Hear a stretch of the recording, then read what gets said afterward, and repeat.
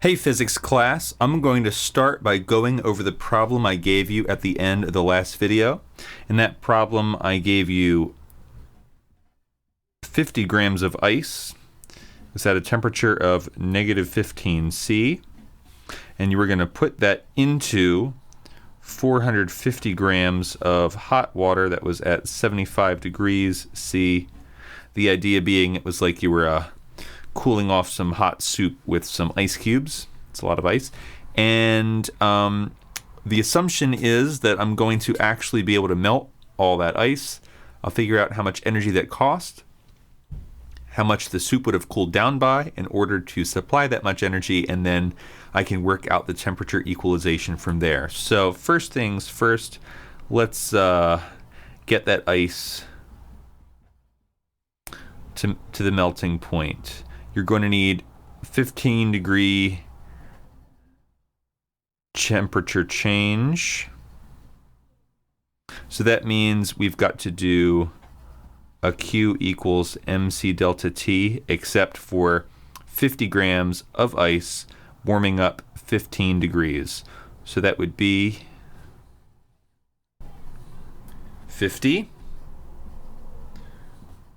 2.05, and 15. I just left the units off for brevity's sake. And if you multiply those three together, in order to heat this ice up to melting point, it's going to cost you 1,537.5 joules. Okay, now we actually have to melt all this. If you're going to melt 50 grams of ice with a latent heat of fusion of 334 joules per gram, then you're going to have to supply 334 times 50 joules. That is 16,700. So you put 50 grams of really cold ice into 450 grams of pretty hot soup. The soup has to pay 1,537.5 joules just to heat the ice cubes up to their melting point. And then it has to pay an additional 16,700 joules to melt all that ice, which means all told, this much to heat the ice up, and this much to melt it. We are talking about 18,237.5 joules. And that's just to the point where we have two different portions of water that are mixed together. So first question is, 450 grams of 75-degree soup just paid out 18,237.5 joules. That soup must have cooled down now. How cool is it at this point? So once again, we've got a Q equals mc delta T. We know that this soup has just lost 237.5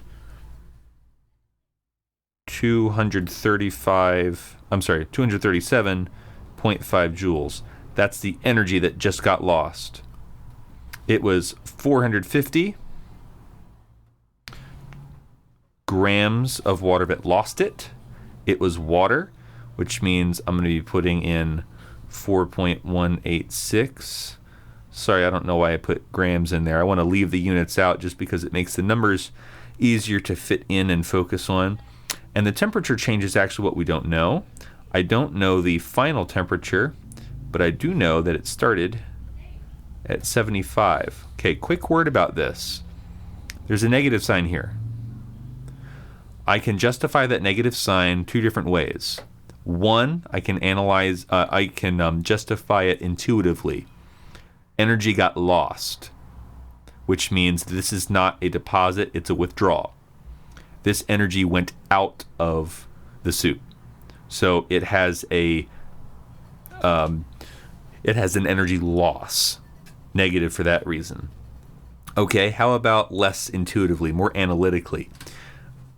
The final temperature is going to be lower than the initial temperature, which means this number will be smaller than 75. If you've got something smaller than 75 here, after the subtraction, this will be negative. By multiplication, everything will be negative. Okay, well, solving this is not that big of a deal. What you've got to do is just divide both sides by 450 and 4.186. So showing my work here, if we divide both sides by 450 times 4.186, divide both sides by 450 times 4.186, then this side over here is going to become negative 9.68. And over here, that's gone because that got canceled out. That's gone because that got canceled out. All that we have left is final temperature minus 75.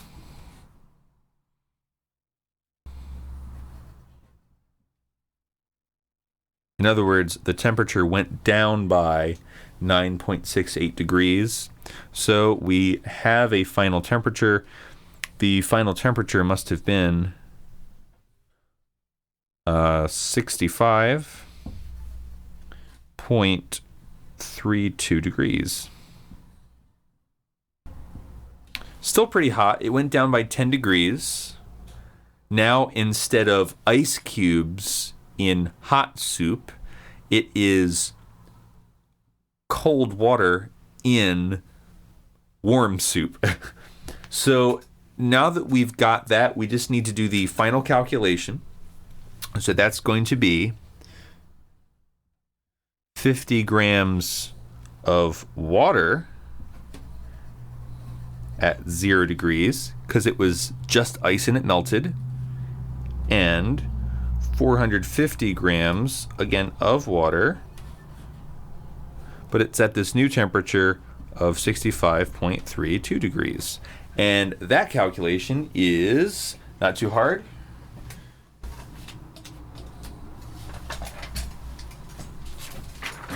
Here's how it's done. Okay, so the way that we solve this is with minus Q equals Q. That is quite an excellent Q, if I may say so myself. So this would be heat lost, and this would be heat gained. Because heat lost is negative and heat gained is positive, that negative sign needs to be there in order to make them equivalent. Okay, so if I've got heat gained on this side, what's going to be gaining heat is all that cold water. So I've got 50 grams of cold water. There's 4.186. And I don't know what the final temperature will be, but I know that this water started at 0 degrees. Okay, the heat was lost by 450 grams of, once again, water, 4.186. I don't know what the final temperature will be, but I know it's the same as that. And this had an initial temperature of 65.32. So the first and most obvious thing that you can do is divide both sides by 4.186. They'll cancel out. The second thing that you can do is just recognize that 50 and 450, they share a factor in common. It would be pretty easy if we just wanted to divide both sides by 50. Then this cancels out, and that simplifies to 9. Last of all, since those are both gone, this just becomes TF minus 0, but TF minus 0 is just TF. So let's rewrite that. Simplified TF equals, there should be a negative sign here. See, negative sign. Sorry about that. So TF equals 450 over 50 equals 9. And that would be of TF minus 65.32. Next step would be to distribute. So we've got minus TF equals 9 times the final temperature minus, and then 9 times 65.2 is 587.86. Okay, so ordinarily I'd want to add things to both sides to get positive numbers, but that negative is about to cancel out. So I'm just going to subtract 9 of TF from both sides. So I get a negative 10 TF equals negative 587.86. Negatives cancel. Divide both sides by 10. We have ourselves a final temperature, just barely fits in the frame. TF equals 58.786. I'm going to round to 79 degrees. Just in case that's a little hard to see down there, here you go. TF equals 58.79 degrees.